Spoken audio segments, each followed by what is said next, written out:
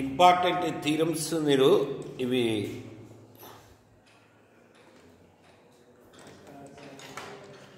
మూడు నేర్చుకోండి ఈ క్వశ్చన్. ఫస్ట్ చూడండి, ఫీల్డ్ డెఫినేషన్ ఏంటంటే ఆర్ అనేది ఫీల్డ్ కావాలంటే 4 కండిషన్స్ సాటిస్ఫై చేయాలి. ఒకటి ఆర్ రింగ్ కావాలి, 2 ఆర్ లో 1 ఉండాలి unity, 3 every non zero element of R has multiplicative inverse. ప్రతి ఎలిమెంట్ కి మల్టిప్లికేటివ్ ఇన్వర్స్ ఉండాలి. అది ఏ ఇన్వర్స్ అనుకోవచ్చు. A multiplicative inverse, A inverse అలా ఉన్నప్పుడు ఏ ఇంటూ ఏ ఇన్వర్స్ 1 అవుతుంది. ఏ ఇన్వర్స్ ఇంటూ ఏ 1 అవుతుంది. తర్వాత ఆర్ ఈస్ కాంపిటేటివ్. కాంపిటేటివ్ అంటే ఏమంటే AB is equal to BA. Commutative law okay. So field కావాలంటే ఏ కావాలండి 4 కండిషన్స్. రింగ్ కావాలంటే ఎన్ని కండిషన్స్ ఉన్నాయి? 8 కండిషన్స్ ఉన్నాయి. 2 ఆర్ హ్యాస్ యూనిటీ. 8 తర్వాత 9. R is commutative. every non-zero element of R has multiplicative inverse. 4 conditions. Okay na? ఇక integral domain కావాలంటే రింగ్ కావాలి, తర్వాత కాంపిటేటివ్ కావాలి, తర్వాత యూనిటీ ఉండాలి, తర్వాత no zero divisors. Integral domain లో నో జీరో డివైజెస్ అయితే చాలు. ఫీల్డ్ కి ఇంటెగ్రల్ డొమైన్ కి డిఫరెన్స్ వచ్చి ఈ కండిషన్స్, దీనిలో ఈ కండిషన్ డిఫర్ ఉంటుంది. ఇది ఒకవేళ ఈ నో జీరో డివైజెస్ అనేది దీనిలోకి వస్తే ఫీల్డ్ ఇంటెగ్రల్ డొమైన్ అయిపోతుంది. ఒకవేళ ఈ non zero element has inverse అనేది దీనిలోకి వస్తే ఇంటెగ్రల్ డొమైన్ ఫీల్డ్ అవుతుంది. చూసారా? అబ్జర్వ్ చేశారా? అర్థమైందా? ఓకేనా?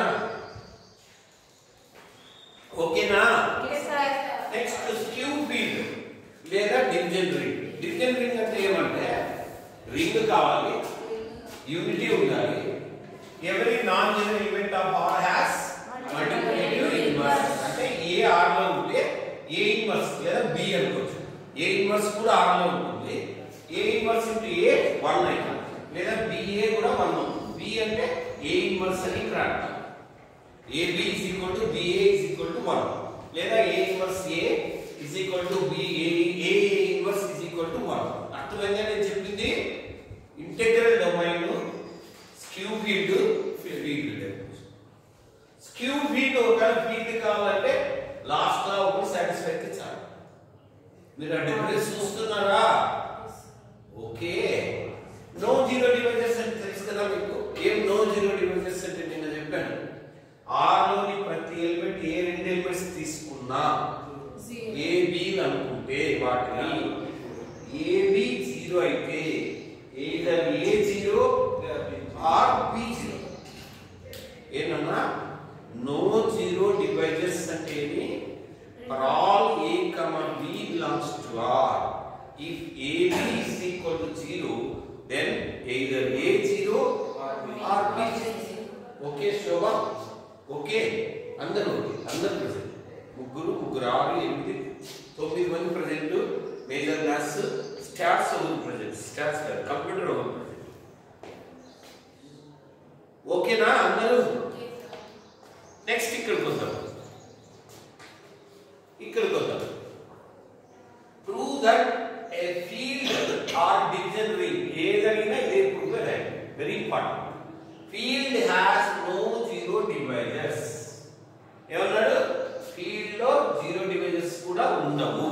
Field has no zero divisors. Let F is field. ఏమని ప్రూవ్ చేయాలా? F has no zero divisors. No zero divisors అంటే కండిషన్ ఏమి? AB is equal to 0 తీసుకోవాలి. either A0 or B0 అనుకోవాలి.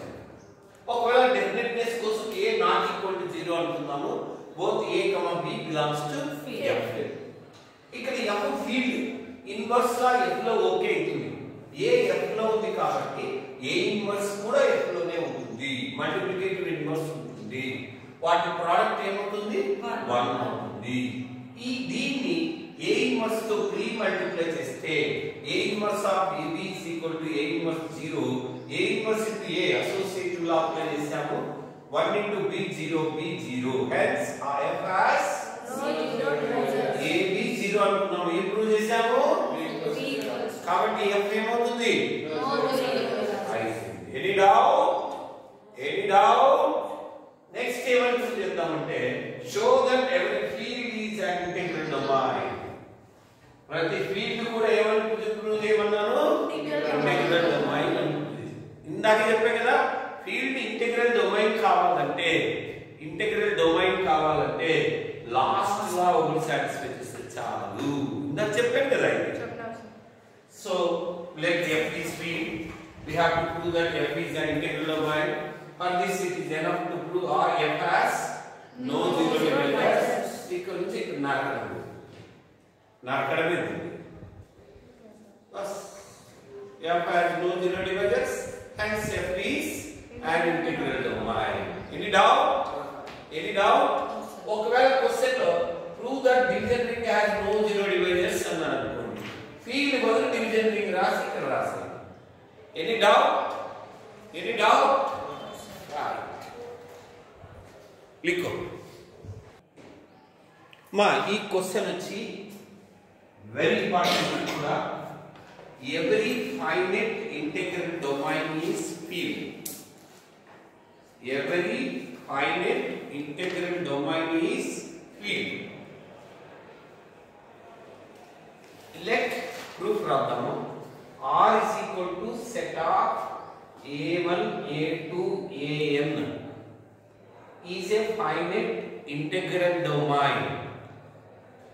ఏమన్నాను? ఇందులో n ఎలిమెంట్స్ ఉన్నాయి కాబట్టి ఫైనైట్ ఎలిమెంట్స్ ఉన్నాయి. ఫైనైట్ ఇంటిగ్రల్ డొమైన్ ఉంటుంది. ఈ n కూడా డిఫరెంట్ ఎలిమెంట్స్. అంటే n లో ఏ రెండు సమానం కావు. No two elements of R has equal. We have to prove that R is field. By the question we have to prove every finite integral domain is field. For this we have to prove R is field. To prove an integral domain is field, we have to prove just R is ring. Already it is ring. R has unity, already it has unity. R is commutative, already it is commutative. What is the difference? Just this. Every non-zero element of capital R has multiplication inverse. We have to prove this law, this property, this multiplicative inverse law. Okay?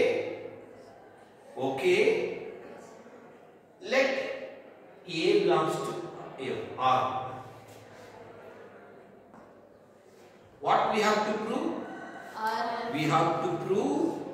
We have to select one element A in R and A not equal to 0, and we have to prove that A has multiplicative inverse.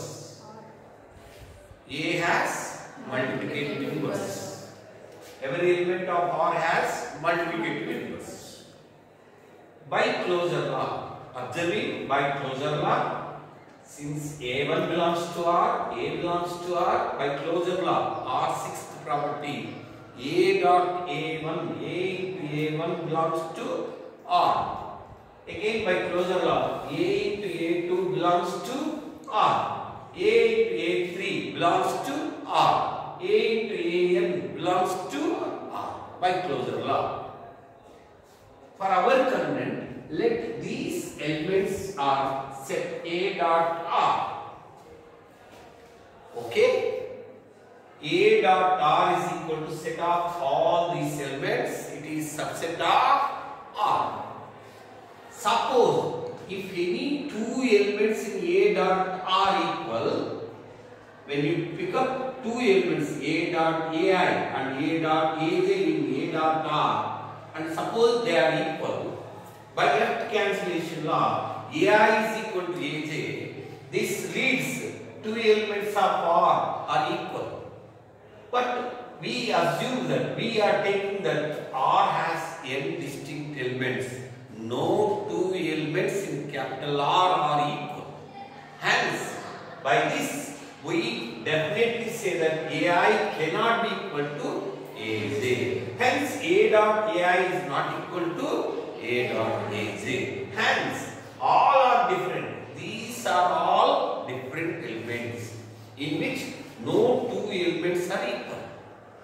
Because when you taking these are equal, then two elements of R equal, it is contradiction. Because R has no two equal elements. All are different in it.